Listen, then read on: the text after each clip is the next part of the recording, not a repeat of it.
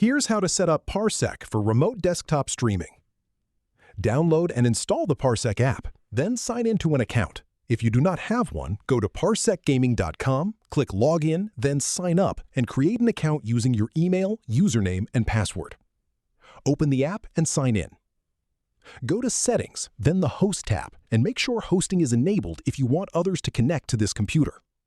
Set the bandwidth limit to around 25, the recommended value, adjusting up or down based on your needs.